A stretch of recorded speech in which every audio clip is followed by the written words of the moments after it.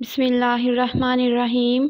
शुरू करती हूँ अल्लाह के बबरकत नाम से जो बहुत ही मेहरबान और नहायत रहम करने वाला है। अस्सलामु अलैकुम वरहमतुल्लाहि वबरकातुहू। आज का जो वजीफ़ा मैं आपके लिए लेकर आई हूँ, अगर आप एक दफ़ा वो कर लेंगे तो दूसरे इंसान से जान छुड़ाना मुश्किल हो जाती है। अगर महबूब दूर है, पास नहीं है, तो वो दौड़ता हुआ आपके पास आएगा, किसी तरह चाहता है कि आपसे ताल्लुक़ दोबारा कायम हो। और बाज़ औक़ात ये भी इस अमल का असर देखा गया है कि दूसरे इंसान को इतनी मोहब्बत हो जाती है कि आपका दिल उससे जान छुड़ाने का करने लगता है। अपनी मोहब्बत पाने के लिए, अपनी मोहब्बत हासिल करने के लिए इस अमल को ख़ास तौर पर पढ़ा जाता है। आपने ये अमल किसी नाजायज़ मकसद के लिए नहीं करना। अगर किसी को तंग करना है या किसी से मोहब्बत आप नहीं करते तो फिर इस वजीफ़े को ना करें, क्योंकि अगर किसी की नींदें हराम करके बाद में आप उसे छोड़ना चाहते हैं तो फिर ये अमल करना बेहतर नहीं होगा।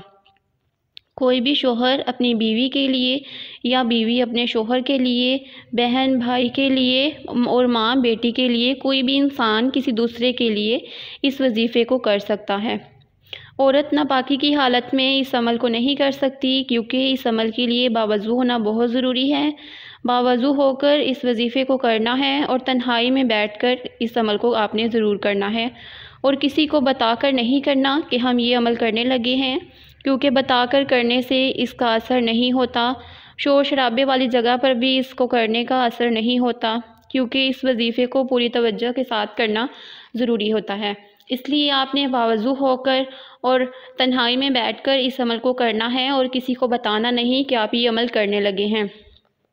इस अमल का मुकम्मल तरीका मैं आपको बता देती हूँ ताकि आपको कोई मुश्किल पेश ना हो। इस वजीफ़े को करने की इजाज़त के लिए आप मेरे चैनल को सब्सक्राइब कर दें, मेरी वीडियो को लाइक और शेयर कर दें। फिर इस अमल को करने के लिए आपको इजाज़त मिल जाएगी। और घंटी के बटन को ज़रूर प्रेस कर दें ताकि फ्यूचर में आने वाली मेरी हर नई वीडियो अच्छी से अच्छी और अच्छे से अच्छा वजीफ़ा आप तक पहुंच सके। हर किसी की ख्वाहिश होती है कि जिसे वो चाहे वो हमेशा उसके पास रहे, दुख सुख का साथी बने और उसे कभी छोड़ कर ना जाए। अगर इंसान किसी को चाहता है या कोई ऐसा रिश्ता हो जिसमें मोहब्बतें ख़त्म हो गई हों और मोहब्बतें कायम करना चाहता है तो इस अमल को लाजमी करें। आपने इस अमल को करना कैसे है? आपने बावज़ू हालत में रहना है और किसी तन्हाई वाली जगह पे बैठ जाना है जहाँ बिल्कुल तन्हाई हो। फिर आपने सबसे पहले आंखें बंद कर लेनी हैं। आंखें बंद करने के बाद आपने 11 मरतबा दुरूद शरीफ पढ़ लेना है। ज़रूरी नहीं कि आप दुरूद इब्राहीम पढ़ें, आपको जो दुरूद आता है आप वो पढ़ सकते हैं। हाँ, जिसको दुरूद इब्राहीम आता है वो दुरूद इब्राहीम पढ़ ले।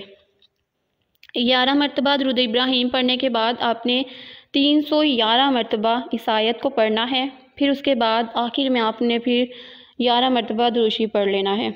वो आयत कौन सी है? वो आयत ये है, बिस्मिल्लाहिर्रहमानिर्रहीम, फ़तबरकल्लाहु अहसनुल खालिकीन, फ़तबरकल्लाहु अहसनुल खालिकीन, फ़तबरकल्लाहु अहसनुल खालिकीन। आपने बावज़ू हालत में तन्हाई में बैठ के आंखें बंद करके 11 मरतबा दुरूद शरीफ पढ़ने के बाद 311 मरतबा इस आयत को पढ़ना है और आखिर में फिर आपने 11 मरतबा दुरूद शरीफ पढ़ लेना है। फिर उसके बाद आपने आंखें बंद करके ही उस इंसान का तसव्वुर अपने दिलो दिमाग में रखना है जिसके लिए आप ये अमल कर रहे हैं। फिर आपने दुआ करनी है और आपने पूरे कामिल यकीन के साथ इस अमल को करना है। अल्लाह ताला पर भरोसा और यकीन रखते हुए आपने इस अमल को करना है। फिर इसका असर होगा, वरना इसका कोई असर नहीं होगा।